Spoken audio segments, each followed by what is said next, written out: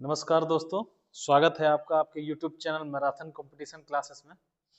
और आज दूसरी क्लास है वाक्यांशों के लिए एक शब्द। हमने इससे पहले पहली क्लास करी थी जिसमें 50 क्वेश्चन आपको करवाए, और अब जो है 50 के बाद और 50 क्वेश्चन वो मैं लेकर के आया हूँ। तो अब जो आपको 50 क्वेश्चन और करवाए जाएंगे उस पर भी नज़र बिल्कुल वैसे ही बनाइए जैसे आपने पहली क्लास में बनाई, और कोशिश ये करिए कि आप जो है कॉपी और पेन को साथ में लेकर के करिए, क्योंकि ये जो है कुछ शब्द ऐसे हैं जो आप जो है बहुत जल्दी भूल सकते हैं। तो इनके लिए आपको थोड़ा सा मेहनत करनी पड़ेगी, क्योंकि क्वेश्चन जब आते हैं परीक्षाओं में तो दिमाग से चीजें निकलती हैं। और होता क्या है, ये जो शब्द होते हैं ये लगभग लगभग समान एक जैसे हो दिखते हैं। कहीं पे कुछ लिखा है, कहीं पे कुछ लिखा है, लगभग उसमें एक मात्राओं का ही डिफरेंस होता है, तो बच्चा है कंफ्यूज हो जाता है। तो इसको जो है लिख करके अगर आप करेंगे तो बेहतर तरीके से समझ पाएंगे। किसी भी चीज में समरूपता होती है, दिखता वैसा ही है, समान है ना। लेकिन क्या होता है, कभी कभी चीजें अलग होती हैं, कभी कभी अर्थ, चीज एक लिखी होती है अर्थ अनेक हो जाते हैं, है ना। यमक अलंकार आपने सुना होगा, ठीक है। तो ऐसे करके एक शब्द होगा अर्थ अलग हो जाते हैं, तो कहीं ना कहीं ऐसे ही चीजें हो जाती हैं। तो इसलिए मैं कह रहा हूँ आपको कॉपी से ले करके बैठिए, और अगर आपके पास किताब है तो बहुत अच्छी बात है, उसमें भी आप सॉल्व करते रहिए और इसके साथ भी देखते रहिए, ठीक है। चलिए आपको दिखाते हैं 50 क्वेश्चन और, ठीक है। स्पेशली आर ओ जो इस समय आ रहा है उसमें काफी पूछा जाता है, लेकिन अन्य एग्जाम में भी जो है पूछा जा रहा है। इस समय एग्जाम है इसलिए मैं इसको टारगेट करके लिख दे रहा हूँ स्पेशली, अदरवाइज सभी एग्जाम में खूब पूछा जा रहा है, ठीक है। चलिए देखते हैं पहला क्वेश्चन बहुत ही ध्यान से और बहुत ही अच्छे से, है ना, समझते हैं इसको। चलिए देखिए, ये क्वेश्चन देखिए 50 नंबर जो क्वेश्चन था वही 51 नंबर में भी है। तो क्योंकि ये ऐसा क्वेश्चन है कई बार पूछा गया है, कई कई एग्जाम्स में आया है, कई सारे एग्जाम से पूछा गया है, तो हम उसी को फिर से ले रहे हैं। जिसका शत्रु पैदा ना हुआ हो के लिए एक शब्द है, जिसका शत्रु पैदा ना हुआ हो। देखिए अंडरलाइन जरूर करते रहिए, अंडरलाइन करने से आपका आत्मविश्वास बढ़ता रहता है और क्वेश्चन के साथ आपकी अंडरस्टैंडिंग भी बनी रहती है, ठीक है। हमने बताया था शत्रु जिसका पैदा ना हो उसको क्या कहते हैं, अजात शत्रु कहते हैं। उसको क्या कहते हैं बच्चों, दोस्तों क्या कहते हैं, अजात शत्रु कहते हैं, ठीक है। शत्रुहीन जिस, जो शत्रु से हीन हो, ठीक है।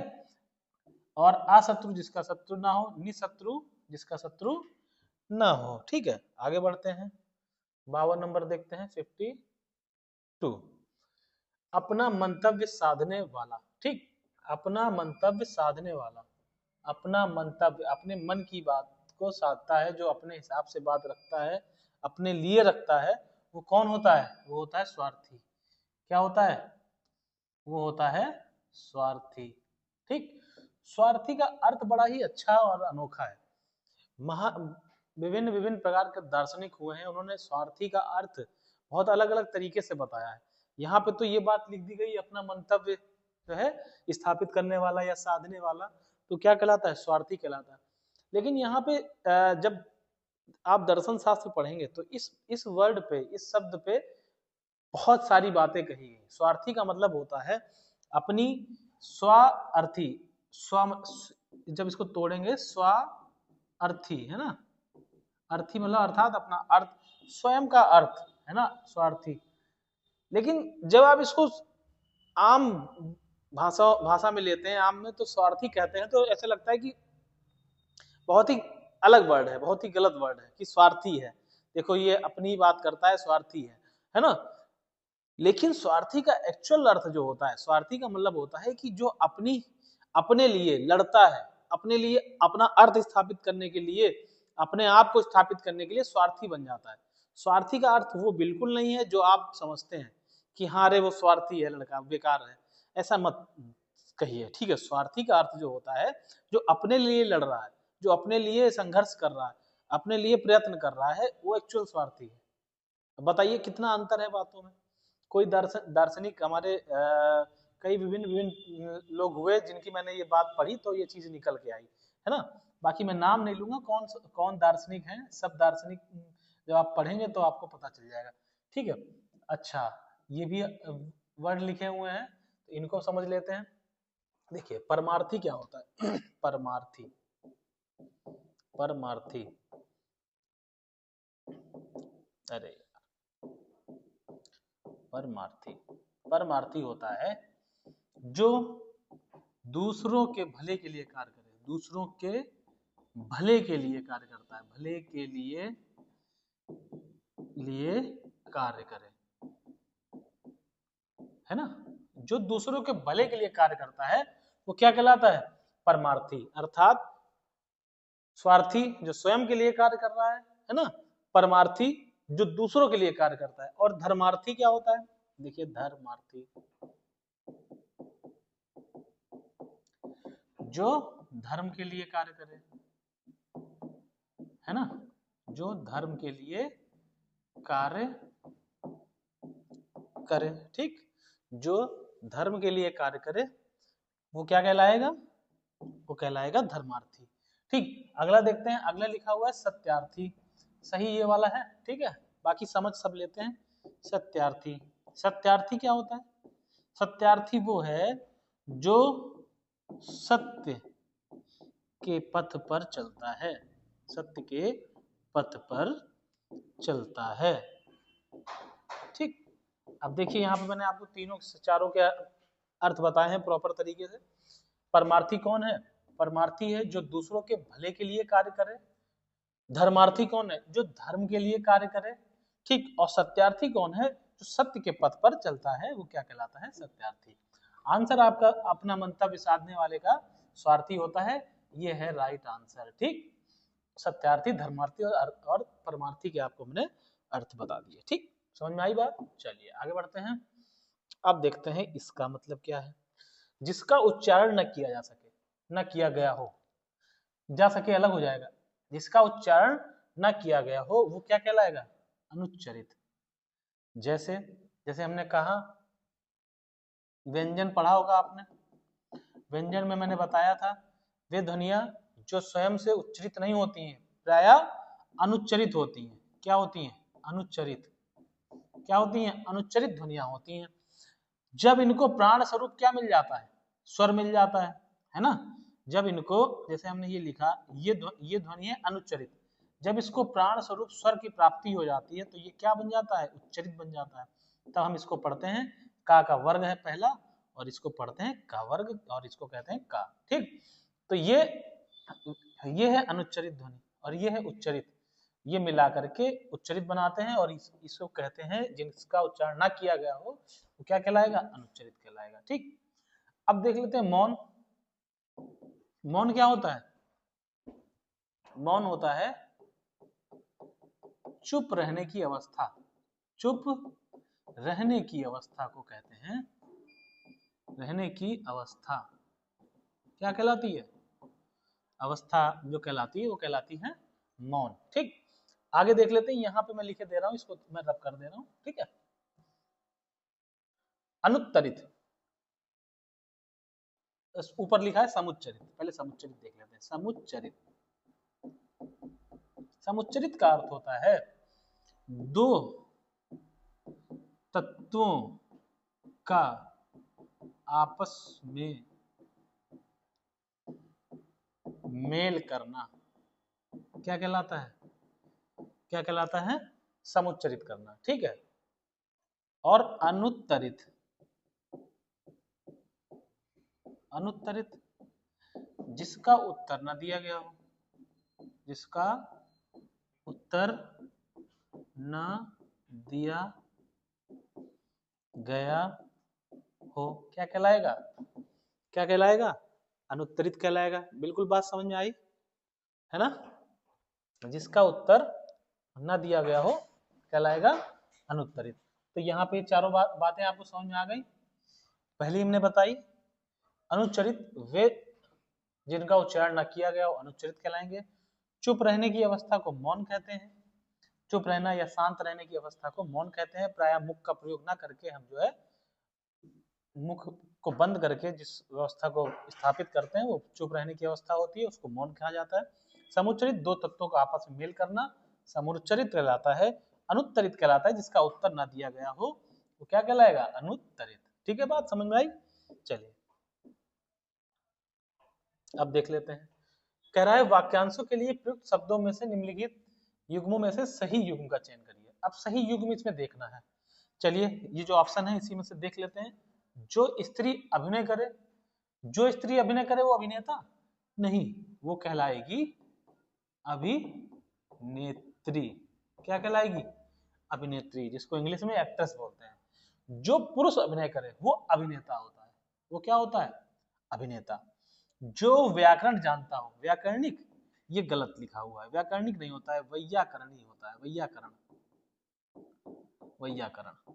ठीक, जो व्याकरण जानता है उसको कहते हैं वैयाकरण। आंखों से परे, आंखों से परे तो प्रत्यक्ष तो नहीं होगा, आंखों के सामने प्रत्यक्ष होता है। आंखों से परे जो होगा ये नहीं होगा, इसके अलावा ये हो जाएगा परोक्ष या फिर अप्रत्यक्ष। समझ में आई बात? ये दोनों बातें आप समझ लीजिए। तो ये तीनों भाई गलत हो गए, ये भी नहीं है, ये भी नहीं है, ये भी नहीं। लौट कर आया हुआ इसको बोलते हैं प्रत्यागत, यही आपका आंसर सही है। ठीक है, लौट कर आया हुआ क्या कहलाएगा? प्रत्यागत कहलाएगा। बात समझ में आई? ठीक है, सारे बता दिए। ये जो स्त्री अभिनय करे अभिनेत्री होती, अभिनेता नहीं होगी। जो व्याकरण जानता है वो वैयाकरण होता है। ठीक, और जो आंखों से परे होता है उसको परोक्ष या अप्रत्यक्ष बोलते हैं। लौट कर आया हुआ इंसान प्रत्यागत कहलाता है। ठीक है, चलिए बहुत बढ़िया कर रहे हैं आप। आगे देख लेते हैं 55 नंबर क्या बोल रहा है। 55 नंबर कह रहा है आप अपरिणीत शब्द निम्नलिखित में से किस वाक्यांश के लिए प्रयुक्त होता है? अपरिणीत, अपरिणीत का अर्थ होता है जिसका विवाह न हुआ हो, जिसका विवाह न हुआ हो, जिसका परिणाम न निकलता हो, उसको कहते हैं विफल। क्या कहते हैं? विफल, विफल या असफल, जो भी आप कहना चाहो वो कह सकते हो। जिसका विवाह ना हुआ हो वो कहलाएगा अपरिणीत, और जिसका विवाह हो चुका हो या जिसका विवाह हो चुका हो उसको कहते हैं परिणीत। क्या कहते हैं? परिणीत। जो देखने में प्रीतिकर है, प्रीतिकर है, उसको कहते हैं सु, उसको कहते हैं उसको कहते हैं दर्शनीय। ठीक, देखने में प्रीतिकर होता है उसको दर्शनीय बोलते हैं। ठीक है, चलिए आगे बढ़ते हैं। 56 नंबर देख लेते हैं। 56 में क्या बोल रहा है? 56 में कह रहा है निम्नलिखित में से किस वाक्यांश के लिए एक शब्द दुर्निर्वार का प्रयोग प्रयुक्त होता है? दुर्निर्वार, अब बताइए। जिसे दूर करना कठिन हो, दुर्निर्वार, वो कहलाएगा, वो क्या कहलाएगा? दुर्निर्वार। क्या कहलाएगा? दुर्निर्वार। जिसको दूर करना कठिन हो वो क्या कहलाएगा? दुर्निर्वार कहलाएगा। जिस पर वार करना कठिन हो वो क्या कहलाएगा? वो क्या कहलाएगा? अपराजित। क्या कहलाएगा? अपराजित, है ना। और जिसको देख पाना कठिन है, जिसको देख पाना कठिन है वो क्या है? वो है अदृश्य। वो क्या है बच्चों? अदृश्य। और जिसे जीत पाना कठिन हो वो क्या कहलाएगा? वो कहलाएगा, वो कहलाएगा दुर्जेय। क्या कहलाएगा? दुर्जेय। ठीक, जिस पर, जिसे दूर करना कठिन हो दुर्निर्वार, जिस पर वार करना कठिन हो अपराजित, जिससे देख पाना कठिन हो अदृश्य, और जिसे जीत पाना कठिन हो दुर्जय। देखिए एक क्वेश्चन के साथ 4 क्वेश्चन आपके तैयार हो रहे हैं, समझते रहिए। ठीक है, अब यहां समझते हैं। युद्ध की इच्छा रखने वाला, युद्ध की युद्ध की इच्छा रखने वाला क्या कहलाता है? युयुत्सु कहलाता है। क्या कहलाता है? युयुत्सु। युद्ध की इच्छा रखने वाला युयुत्सु कहलाता है। युद्ध करने वाला योद्धा कहलाता है। युद्ध में लगा हुआ, युद्ध में तत्पर युद्धरत कहलाता है, और युद्ध में जीता हुआ युद्धवीर कहलाता है। ठीक है, अब देखते हैं 58 नंबर। जिसे अपनी जगह से अलग कर दिया गया है, जिसे अपनी जगह से अलग कर दिया गया है वो क्या कहलाएगा? वो कहलाएगा विस्थापित। ठीक है, विस्थापित कहलाएगा, अवस्थापित नहीं, संस्थापित नहीं, संस्थापित तो बिल्कुल नहीं, तो क्या कहलाएगा? विस्थापित कहलाएगा। जिसको क्या कर दिया गया है? जिसे अपनी जगह से अलग कर दिया गया विस्थापित कहलाएगा। और ये संस्थापित है, ये इसी का क्या होता है, विशेषण होता है। क्या होता है बच्चों, इसी का विशेषण होता है। ठीक, चलिए 58 हो गया, 59 देख लेते हैं। देखिए ये क्वेश्चन बहुत प्यारा क्वेश्चन है और बहुत अच्छा क्वेश्चन है, इसको समझिए। देखिए, बुरे उद्देश्य से की गई गुप्त मंत्रणा, बुरे उद्देश्य से की गई गुप्त मंत्रणा क्या कहलाती है, दुरभिसंधि। क्या कहलाएगा, दुरभिसंधि। बुरे उद्देश्य से की गई मंत्रणा, गुप्त मंत्रणा, दुरभिसंधि कहलाएगी। ठीक है, अब देख लेते हैं 3 ये हैं, इनका क्या अर्थ होता है समझ लेते हैं, इनको क्या क्या कहते हैं। पहला है दुरतिक्रम, पहला है दुरतिक्रम,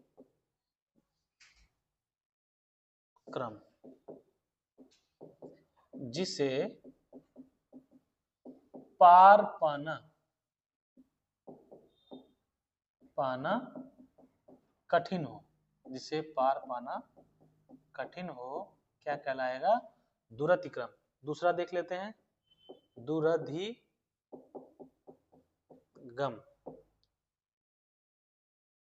जिसे दुरधिगम है ना, जिसके पार पहुंचना कठिन हो। दोनों देखिए बहुत ही छोटा माइन्यूट सा अंतर है, जिसे इसके पार पहुंचना कठिन हो। ठीक, और दुर्नियोजन,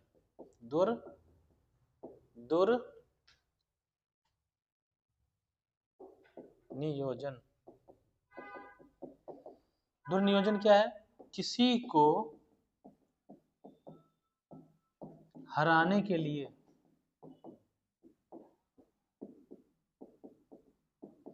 बनाई गई योजना,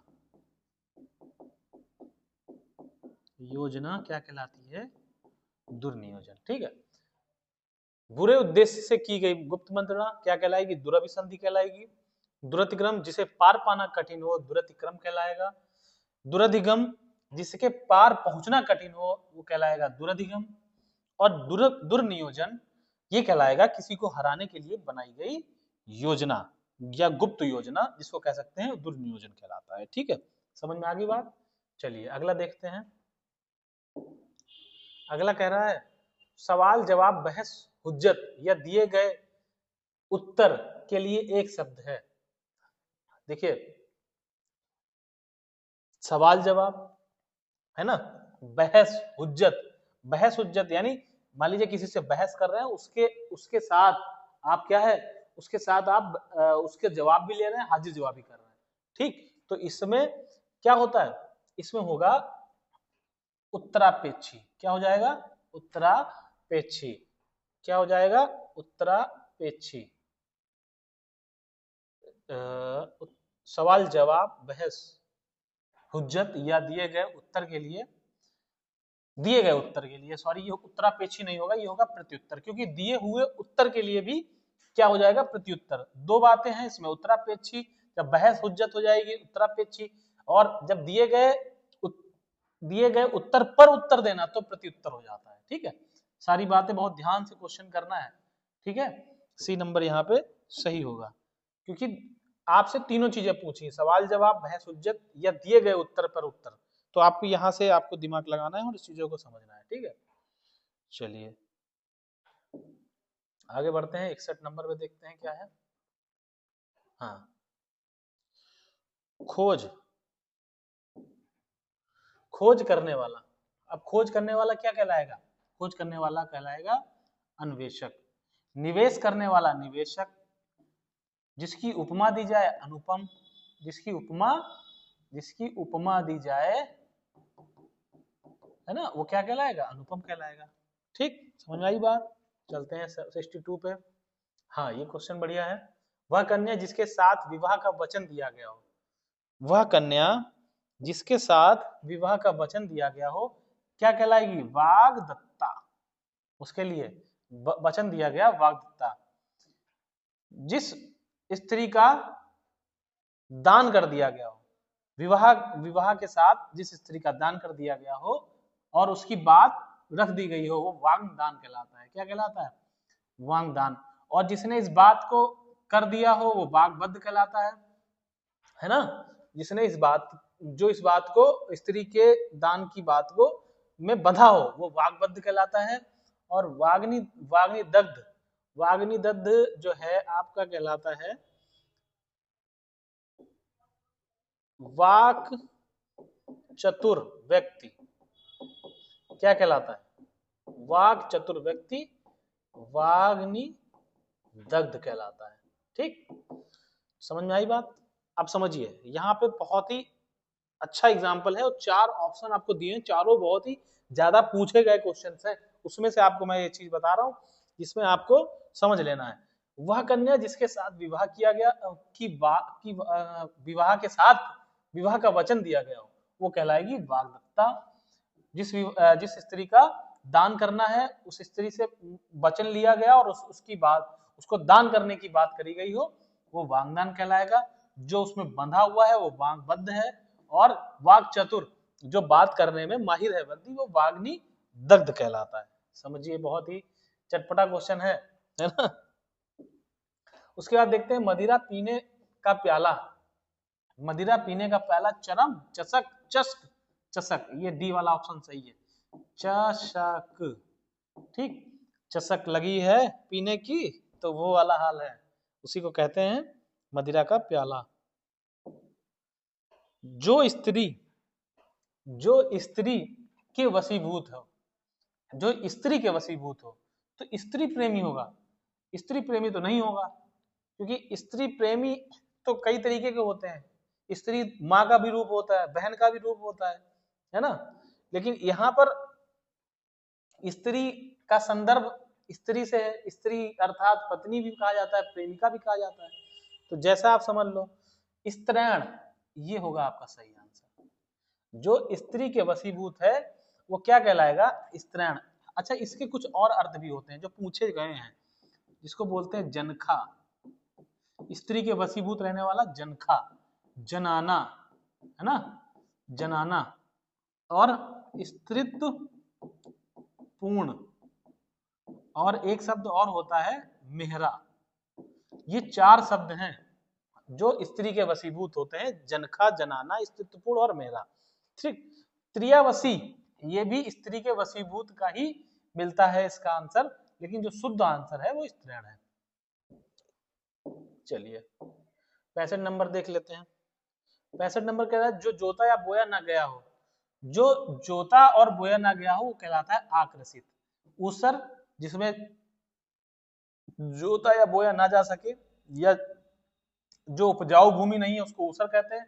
आकर्षित आकर्षित लिखा हुआ है, ये तो गलत लिखा हुआ है। अकोर जिसका कोर ना हो, जिसके चारों तरफ के कोर का पता ही ना हो वो अकोर होता है। ठीक, और ऊसर जिसमें जोता या बोया ना जा सके, जो बंजर जमीन होती है। और आकर्षित जो जोता बोया ना गया हो, आकर्षित। ठीक है, 66 देख लेते हैं। सब कुछ खाने वाला, सब कुछ खाने वाला। सर्वभक्षी गलत लिखा है, सर्वहारी ये भी गलत लिखा है। सर्वाहारी होता है बच्चों, सर्वाहारी, सर्वहारी नहीं होता है, ये भी गलत है, ये भी गलत है। सर्वग्राही तो है ही नहीं। उपयुक्त में से कोई नहीं, ये डी वाला ऑप्शन आपका सही होगा। और इसका उचित आंसर जो होगा वो होगा सर्वाहारी। सर्वाहारी, सब कुछ खाने वाला अर्थात सर्वाहारी। सर्वाभक्षी नहीं, भक्षी अलग हो जाता है। भक्षी जो भक्षण करते हैं। भक्षण कैसा? कुछ भी मतलब कुछ भी, ठीक है, मिट्टी भी खा लेंगे, सर्वभक्षी। सर्वाहारी मतलब आहार, जो आहार में आते हैं। और भक्षण में सब कुछ आता है, और आहार में कुछ चीजें स्पेसिफिक होती हैं, जैसे वेज खाता है आदमी, नॉन वेज खाता है ना, और दूध के पदार्थ लेता है, तो ये सब चीजें आहार में आती है, इसलिए सर्वाहारी, सब कुछ खाने वाला। 67 देख लेते हैं। वह समारोह जिसमें गुरुकुल के विद्यार्थियों को विद्याध्ययन कर लेने के बाद विदाई दी जाती है। भैया रुक जाओ, मेरे मालिक चले गए, है ना।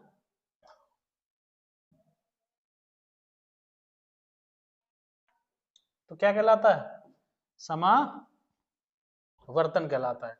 इस वाक्यांश के लिए एक शब्द बताया, उसके लिए है समावर्तन। समावर्जन, समावास और समावरण ये तीनों नहीं होंगे। ठीक है, क्या कहलाएगा? समावर्तन कहलाएगा। ठीक, 68 देख लेते हैं। प्रतिपदा का उपयुक्त अर्थ है। प्रतिपदा का उपयुक्त अर्थ, प्रतिपदा क्या होती है? पक्ष की पहली तिथि कहलाएगी प्रतिपदा कहलाएगी। एकादशी जो होती है, एकादशी 11वां दिन है ना, पक्ष का 11वां दिन। पूर्णिमा पूरा दिन, पूरा चांद कह लेते हैं। विरोधिनी जो विरोध करती है उसको विरोधिनी कहते हैं। ठीक है। कनिष्ठिका और मध्यमा के बीच उंगली को कहते हैं, कनिष्ठिका और मध्यमा के बीच की उंगली, देखिए 5 उंगलियां होती हैं, अंगुष्ठ, तर्जनी, मध्यमा, अनामिका, कनिष्ठिका। तो कनिष्ठिका और मध्यमा के बीच में क्या है? अनामिका। ये आपका आंसर सही हो जाएगा। अनामिका, अनिमिका, अनामिका गलत लिखा हुआ, ये तीनों नहीं होंगे। क्या होगा सही? अनामिका सही हो जाएगा। ठीक, 70 नंबर देख लें। जिसके पेट में माँ ने रस्सी बांध दी हो, पेट में माँ ने रस्सी बांध दी हो, माँ ने पेट में रस्सी बांध ली, काहे लिए बांध ली? ताकि तुम इधर उधर उछल कूद ना कर सको, उसको कहते हैं दामोदर। ठीक, दामाद तो नहीं कहते हैं दामाद के पेट में रस्सी नहीं बांधी जाती है।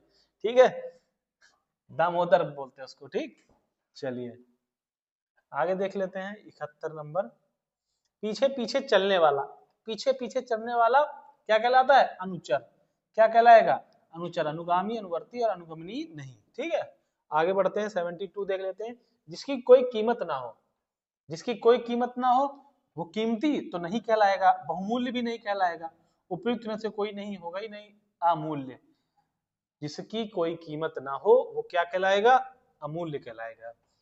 थोड़ा नपा तुला भोजन करने वाला, थोड़ा नपा तुला, उसको कहते हैं मिताहारी। क्या कहेंगे? मिताहारी। नपा तुला खर्च करने वाला मितव्ययी। क्या कहलाएगा? मितव्ययी कहलाएगा। गुरु के समीप रहकर अध्ययन करने वाला, गुरु के समीप, शिष्य, शिष्य समीप तो नहीं रहता है, समीप मतलब उनके पास रह रहा हो, ये तो नहीं होगा। आश्रमवासी, ये भी नहीं होगा। विद्यार्थी, विद्या को चाहने वाला, ये भी नहीं होगा। अंतेवासी, बहुत ही अच्छा क्वेश्चन है। अंतेवासी, इसको टिक कर लीजिए, आ सकता है, ये स्टार बना लीजिए। अंतेवासी क्या कह सकता है? गुरु के समीप रहकर अध्ययन करने वाला। ठीक, चलिए आगे देखते हैं।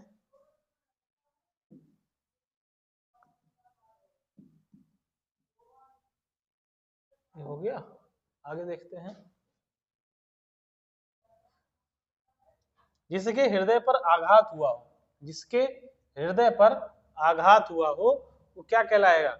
वो कहलाएगा मर्माहत। वो क्या कहलाएगा? मर्माहत। मर्माहित उसका अलग शब्द है, मर्गात ये नहीं है, मरमाल ये भी नहीं होगा। तो क्या होगा? आगे देख लेते हैं। जो अपने पद से हटाया गया हो, जो अपने पद से हटाया गया हो, पद भ्रष्ट नहीं होता है, पद से जो भ्रष्ट हो वो पदभ्रष्ट कहलाता है। पदाउन्नत, जिसको पद से डाउन किया गया हो, पदाउन्नत, पदानुगत कहलाता है। पदानुगत, पद पद के साथ चल रहा हो, और पदच्युत ये होता है अपने पद से हटाया गया हो। तो आंसर क्या है? डी वाला। ठीक है, आगे बढ़ते हैं। जिसे किसी वस्तु की स्पृहा न हो, निस्पृहा, और बाकी सारे गलत हैं, निष्प्रिया। ठीक है, आगे देखते हैं।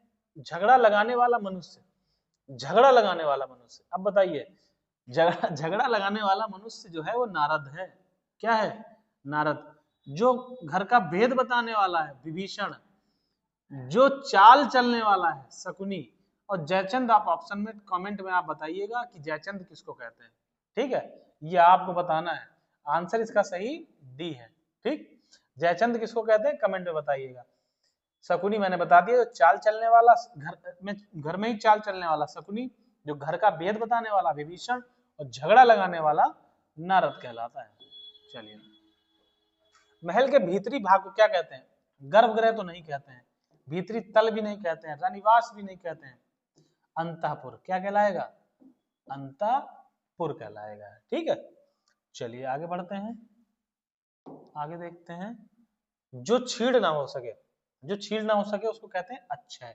बाकी अनंत, अपार और अदिट ये तो आप जानते हैं। अनंत जिसका अंत ना हो, अपार जिसका कोई पार ना हो, है ना।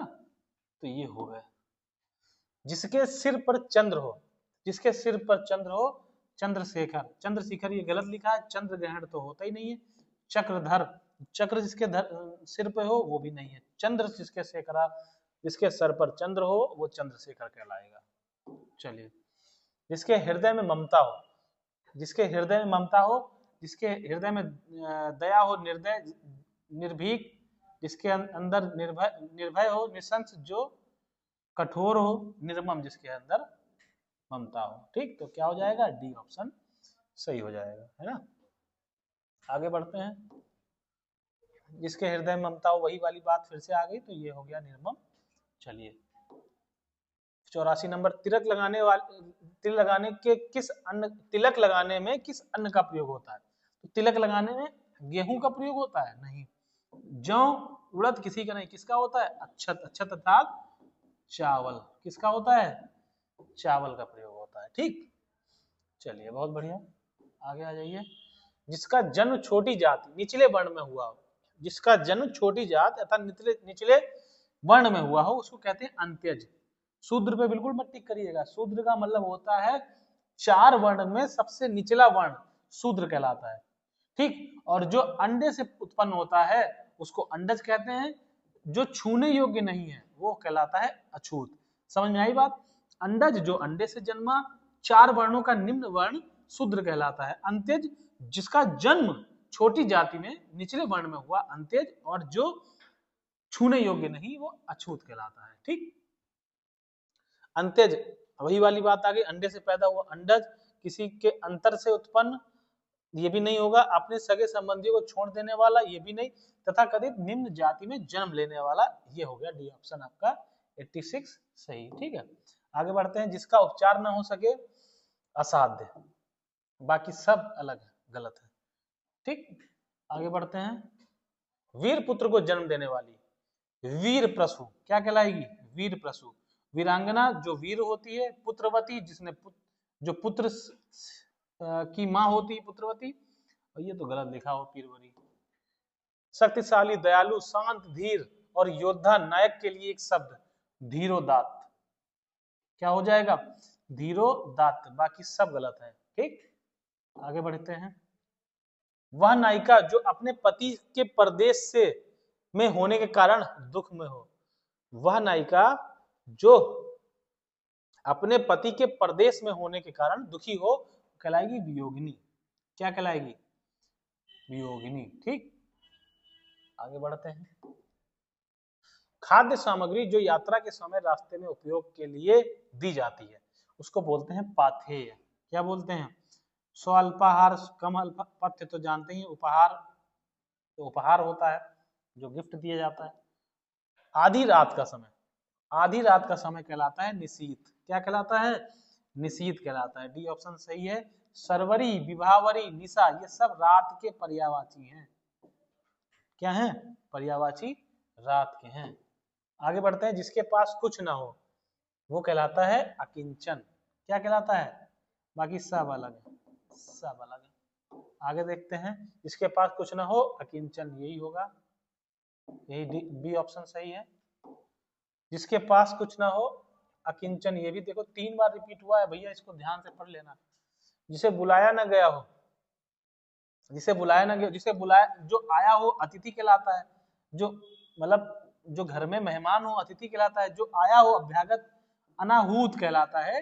जिसे बुलाया ना गया हो, जिसे बुलाया ना गया हो अनाहूत। रिश्तेदार तो जिसके साथ आपका नाता हो रिश्तेदार कहलाता है। ठीक, आगे देखते हैं। मोक्ष की इच्छा रखने वाला, ये तो बहुत कॉमन क्वेश्चन है, उसको बोलते हैं मुमुक्षु। योगी जो योग करता है, तपस्वी जो तपस्या करता है, योग और तपस्या में अंतर है। मुक्तिकामी जो मुक्त की इच्छा रखता है, मुक्तिकामी। मोक्ष की कामना करने वाला मुमुक्षु कहलाता है। ठीक, आगे देखते हैं। रंगमंच, मंच के पर्दे के पीछे का स्थान उसको नेपथ्य बोलते हैं। पृष्ठभूमि जो निचला, जो नीचे की जमीन पृष्ठभूमि। मंच पृष्ठ जहां खड़े हैं वो मंच पृष्ठ कहलाता है। गुहा मंच जो निचला स्थान होता है मंच के, वो गुहा मंच कहलाता है। ठीक है, हवन में जलाने वाली लकड़ी के लिए शुद्ध शब्द समिधा, समिधा। वन काष्ठ वन की लकड़ी, शुष्क काष्ठ गरम लकड़ी जिसको बोलते हैं, जो गरम लकड़ी का प्रयोग होता है, हवन सामग्री जो हवन में प्रयोग होती है, समिधा जो होती है वो कहलाती है आपकी हवन में जलाने वाली लकड़ी। तो देखिए कुछ ये क्वेश्चन थे, 100 क्वेश्चन आपको मैंने करवा दिए, है ना। आई होप आपको क्वेश्चन अच्छे लगे होंगे, और अभी इसके बाद और 50 क्वेश्चन मैं आपके लिए लेकर के आने वाला हूँ, तो आप उसके साथ वीडियो में बने रहें। और देखिए क्वेश्चंस को बहुत ही ध्यान से करिएगा, बहुत ही थोड़ा थोड़ा सा अंतर होता है चीजों में, कैसे कंफ्यूजन क्रिएट हो जाता है, ठीक। हमारे साथ भी ऐसा होता है, आपके साथ भी हो सकता है, इसलिए आप थोड़ा सा उसको अच्छे से पढ़ें और अच्छे से उसका अभ्यास करें, ठीक है। तो आज के लिए इतने रखते हैं, फिर मिलें आपको नेक्स्ट क्लास में, तब तक के लिए जय हिंद दोस्तों।